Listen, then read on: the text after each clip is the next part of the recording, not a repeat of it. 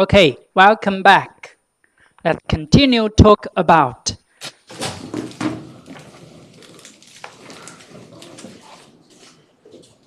the first exception, general exceptions in trading goods. Okay, trading goods.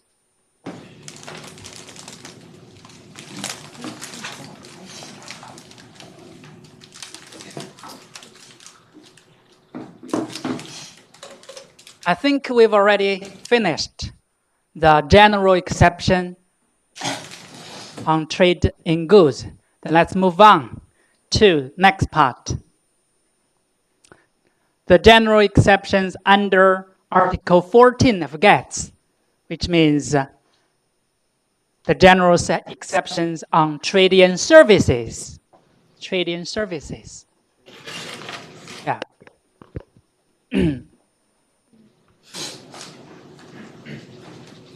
Article 20 of GATT 1994. Then about GATS. What's the article? What's the article about GATS? It's Article 14. 14. Both of them are about general exceptions. Okay? As we can see, how many paragraphs are there under Article 14 of GATT? From A to E, only 5. Not that difficult. Let's have a browse of it. Article 14A is about protecting public morals or to maintain public order. Then B is about protecting human, animal, plant, life, or health, similar to Article 20 of GATT 1990. And C is about securing the compliance with laws or regulations, look, that are not inconsistent with the GATS, which means consistent with the GATS.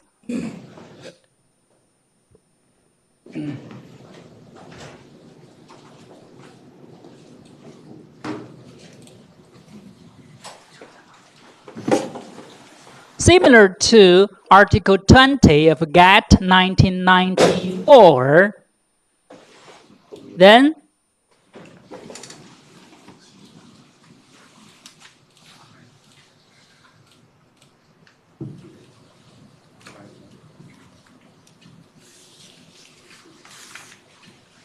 what are the requirements for a measure to be justified under Article 14 of the GATS? Similar to this. Also 2 steps. Step 1, the measure is justified under Article 14 from A to E, right? Then step 2, the second requirement is to meet the requirements of the SHAPO. Eh? Do we have a SHAPO for GATS? SHAPO, you remember the SHAPO? Here, just like a hat.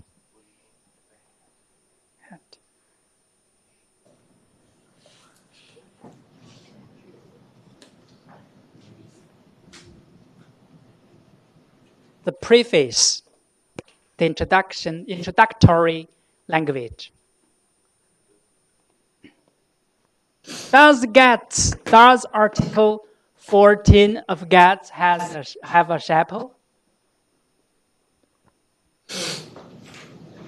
Yes. That's why the requirements are similar between the two. Okay? For general exceptions for trade in services. Okay.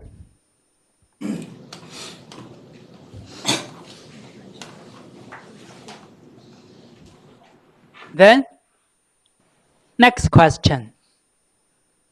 What are the requirements for a measure to be provisionally justified under Article 14A? Also similar to here.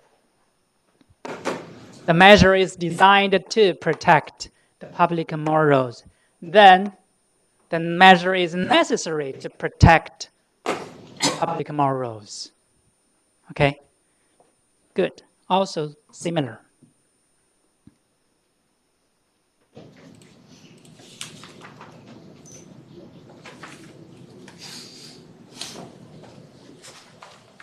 Next question. What does the term public order mean? It has been defined as the preservation of fundamental interests of a society as reflected in public policy and law. Public order. And the concepts public morals and public order may partially overlap with each other. Overlap.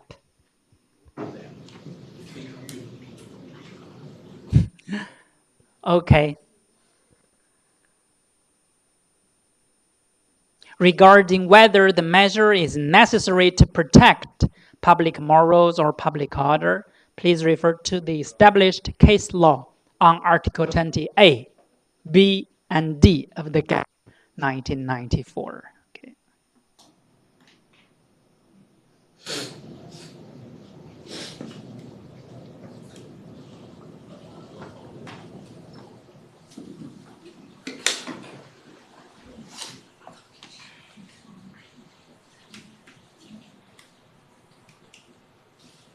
Okay, let's move on.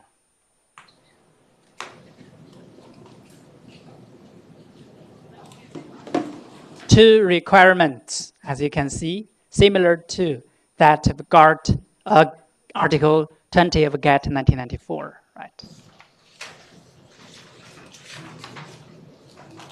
The concepts of public morals and public order partially overlap with each other. Not the intersection. Similar to that, but it's overlap. Over this. Overlap.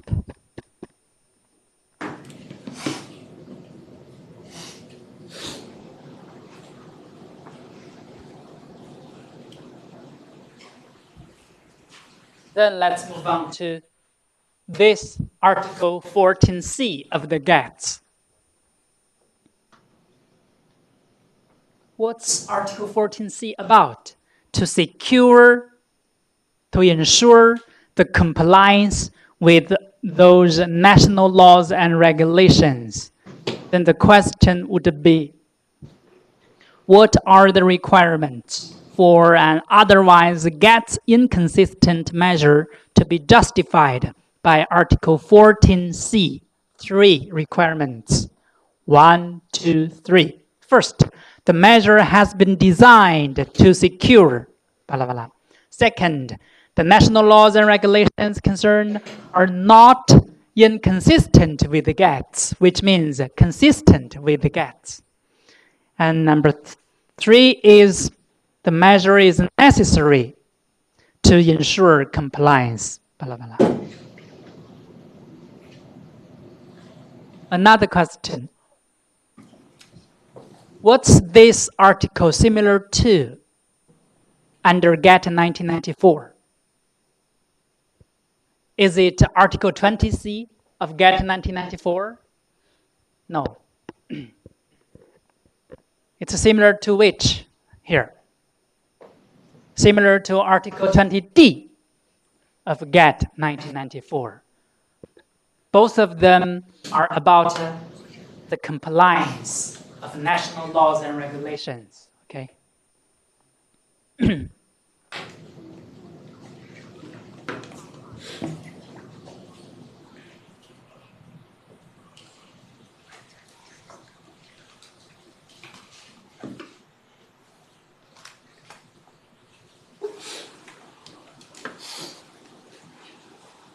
But there are 2 paragraphs that are specific to gets. Which two?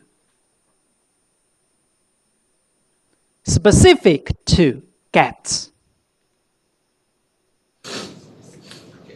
Here, D and E.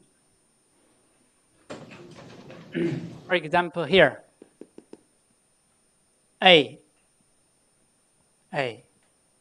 B, B.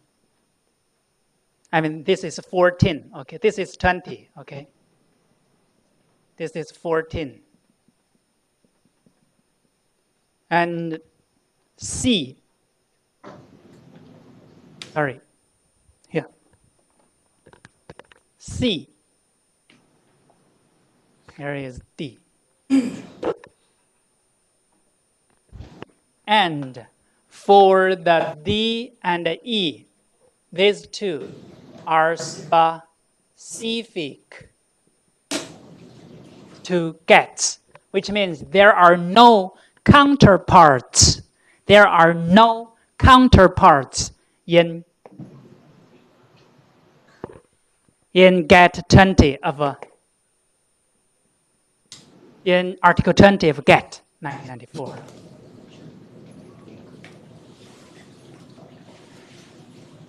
These two are specific to gets. We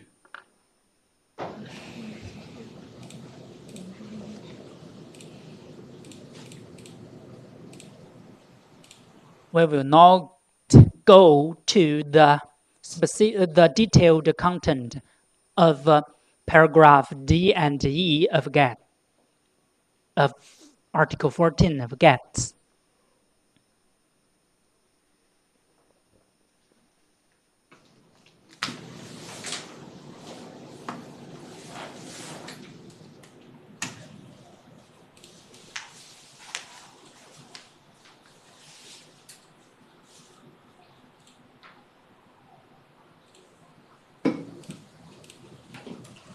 So, about the chapel of Article 14 of the GET, also similar to the chapel of Article 20 of GET 1994, also similar to that. The application of the measure does not constitute arbitrary or unjustifiable discrimination between countries where the same conditions prevail.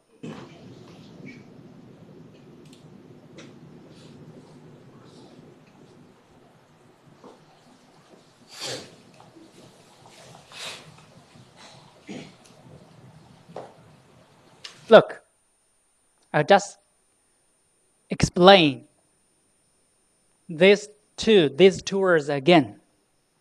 What's the difference? Is there any difference between Canadian Inuits and the Greenlandic Inuits? What do you think? Is there any difference between these two groups of people?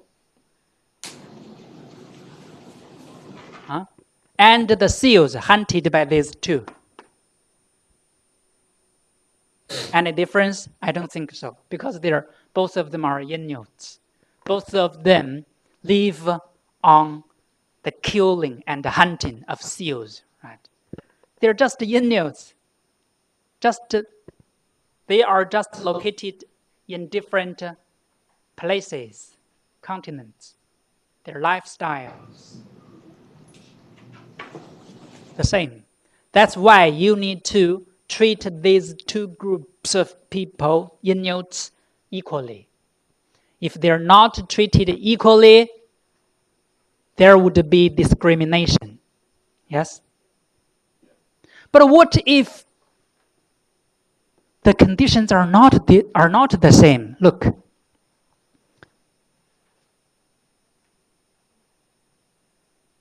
Where the same conditions prevail. What if the conditions are not the same?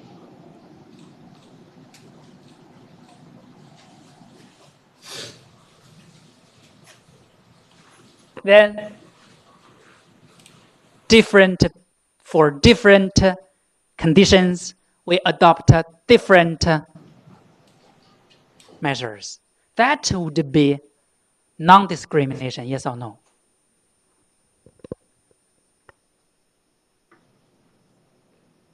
You're lost.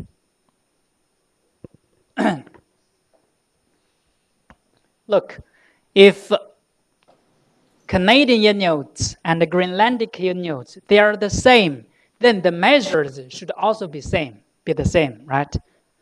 If the conditions in country A and in country B, they are different, then should the measure be the same to the two countries? No. Good, very good. Because they have different conditions, then the country also adopts a same measure to these two. That would be discrimination. Right? Yeah. Okay.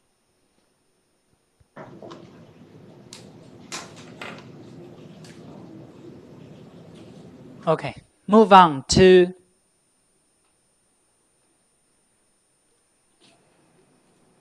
this case.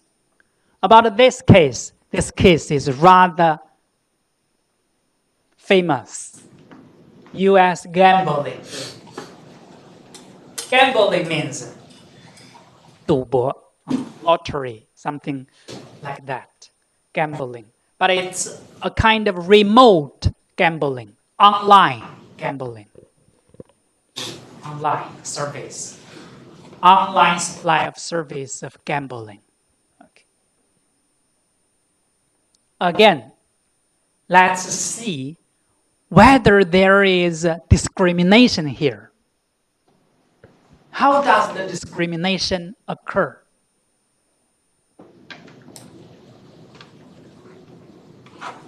The lack of consistency means discrimination. Okay? Lack of consistency means discrimination.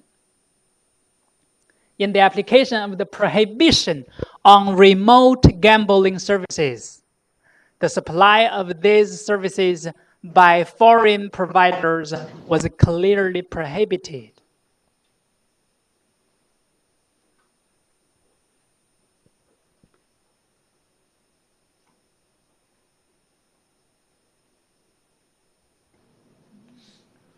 Actually, in this context, the discrimination is similar to the principle of non-discrimination.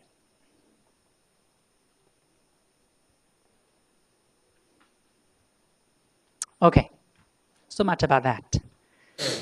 Too complex.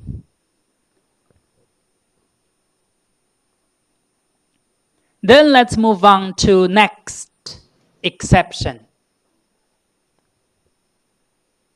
In parallel with general exception. We call it exceptions for national and international security, or we call it security exceptions. That's the second type of exception rules. Security. We've learned a course named national security, right? You experienced this course, yes or no? You've had this, you've taken this course called national security, right? Because national security is now, its importance is now on the rise. Why? Because of the complex geopolitical situation in this world. There's a conflict between the West and the East. That's why national security is that important. But national security also affects international trade. This exception has a rather broad scope of application. Anything can be related to national security.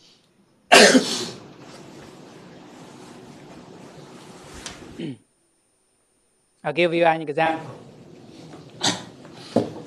Trump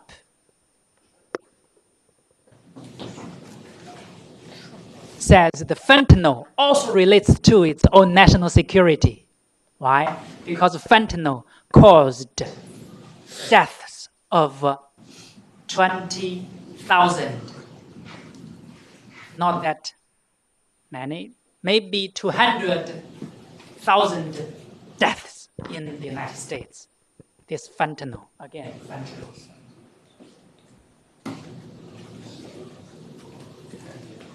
Fentanyl. What does this word mean? Yeah. The raw materials, the materials used in the production of fentanyl are almost all produced in China. But this drug caused 200,000 deaths every year in the United States. So Trump say the import of fentanyl affects the national security of the United States. And that's why China is imposed an additional, what's the tariff rate? 20% of tariff rate, an additional of 20% of tariff rate because of this fentanyl. This is just a pretext, an excuse.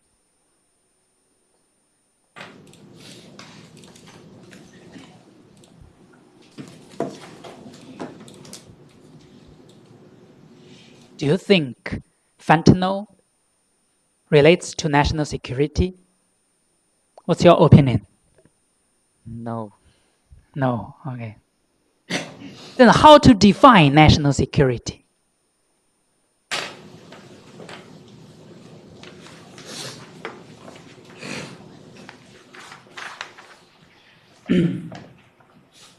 Let's first talk about which articles can be invoked by WTO members in order to protect national or international security. In GATT, it's Article 21. Good. In GATT, it's Article 14. What's that? Bis. Article 14 bis. What does bis mean? Bis, B-I-S. It means, in Chinese, it's translated as 之二.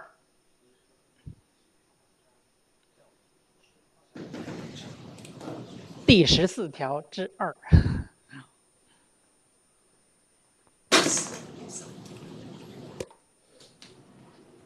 This kind of provisions may appear in the Criminal Code of China.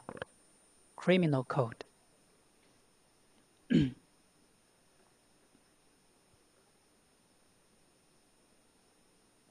Bis.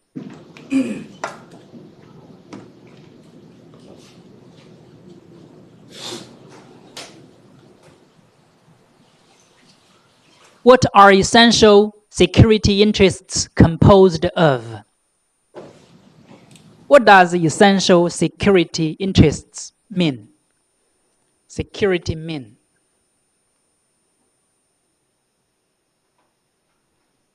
First, look here. For Article 14 bis 1A, permits a member to withhold information. Withhold information means what? Withhold information means refuse to release information. Refuse to release information means withhold information.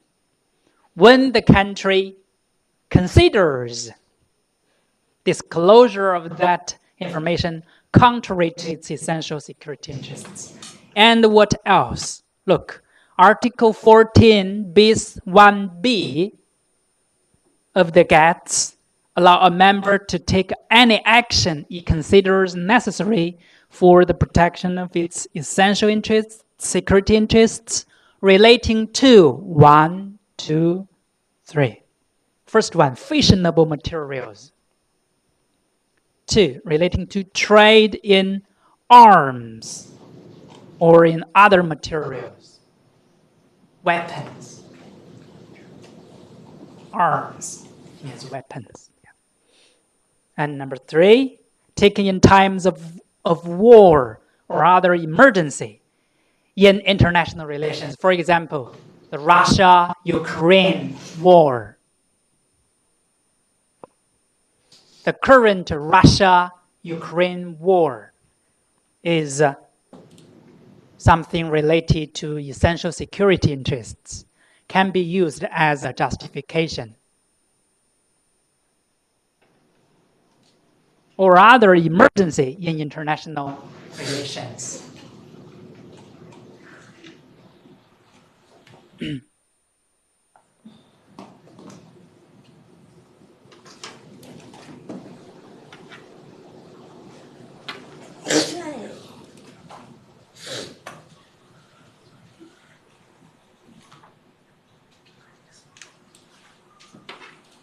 Now let's continue talk about this Article 14 bis 1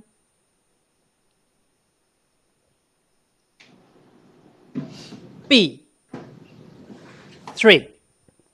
Okay. Article 14 bis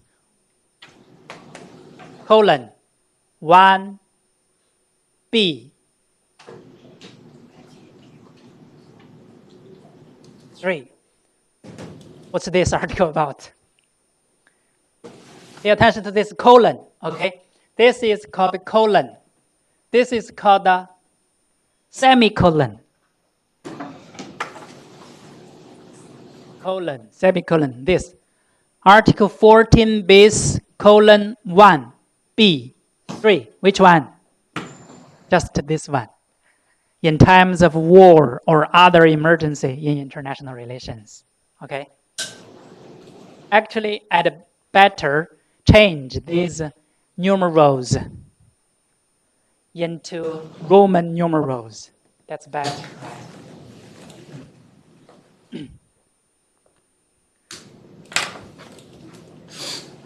Question: what are the two requirements for a measure to be justified under this article?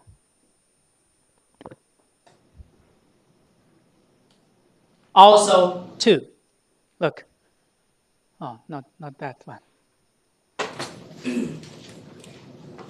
Here. 1. Oh, sorry.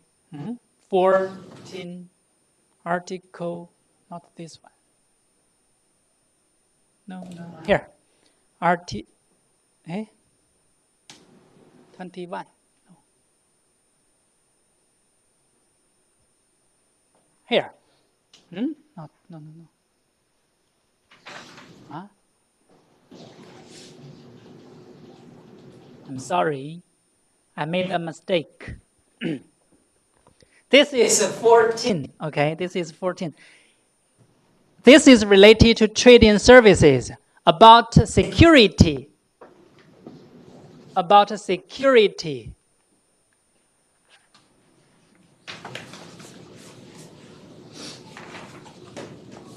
About security. Exceptions. We also distinguish between goods and services. In goods, it's GATT. It's Article 21. Which one? Article 21.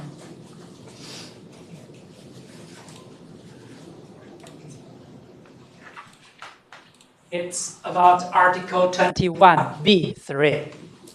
Article 21b3. And in the context of GATT, it's about Article 14 1B3. So we distinguish between goods and services. They're different. But the essence of these two is the same. Okay.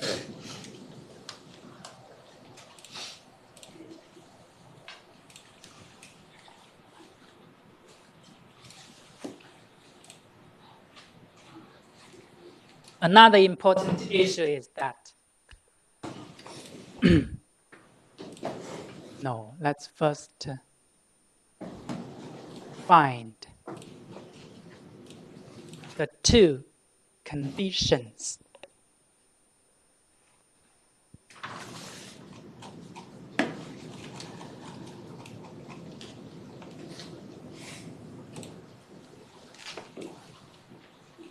Here. For a measure to be justified under Article 21b3, 21b3, 21b3 啊，他自己调。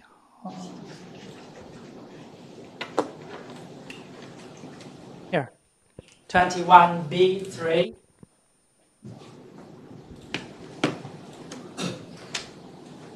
The measure at issue must meet two requirements. Number one, be taken in time of war or other emergency in international relations.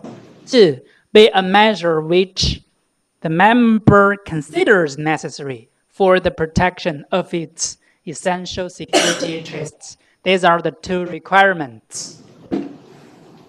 Question. Do we have a chapeau in this context for this security exception?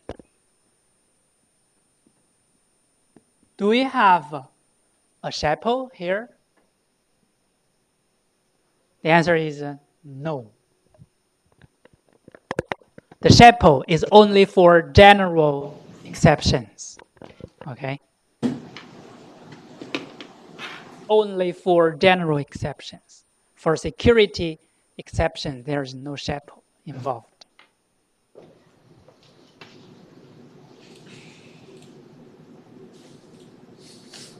Next question. What does an emergency in international relations refer to? It refers to a situation of armed conflict or of latent armed conflict or of heightened tension or crisis or of general instability engulfing or surrounding a state.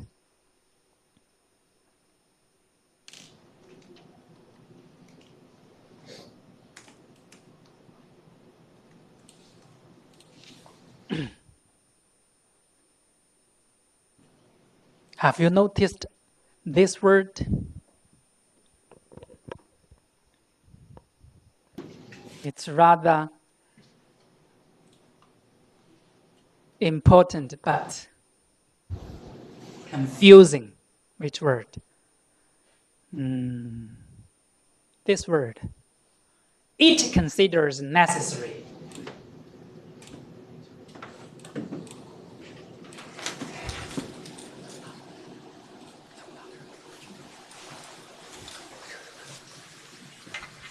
Look here. Although the term which it considers necessary, this in the quotation mark, which it considers necessary, this single quotation mark, which it considers necessary, which it, what does it mean? It depends on the country itself, determines whether its security, its essential security is adversely affected. I'll give you an example. Trump itself will decide whether this constitutes a national security risk. The United States decides whether fentanyl constitutes a national security threat. Do you think it reasonable? It considers necessary.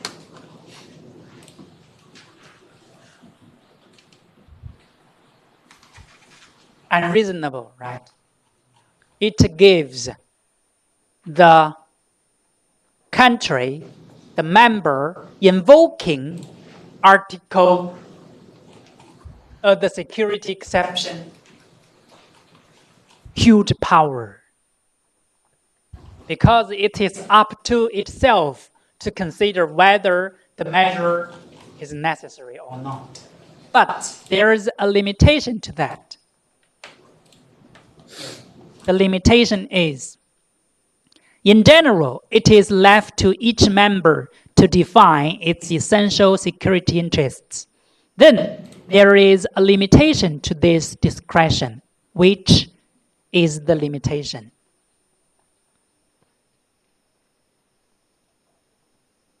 What is the limitation? The limitation is this discretion is limited by its obligation to interpret and apply Article 21 in good faith. In good faith, honestly. And at the same time,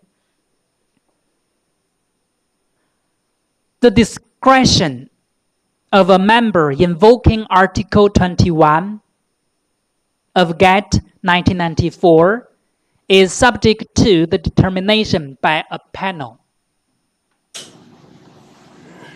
The determination of an emergency in international relations is not in the sole discretion of a member invoking that article. It's subject to determination by a panel.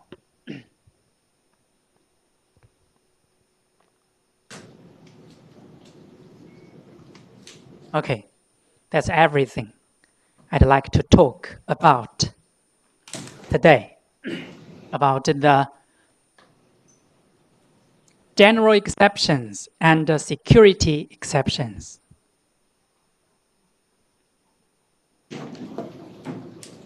Next week would be the last week when we talk about the exceptions. And the week after next, we will do some review work and do some make-up in the previous chapters. There's some content missing, and that's why I'd like to do some make-up. Okay. Any questions? If there are no more questions, then this is the end of this week's class. I will see you next Wednesday. Bye-bye.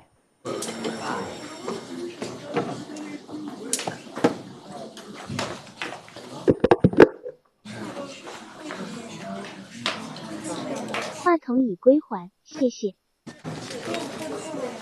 用那么着急，我等你。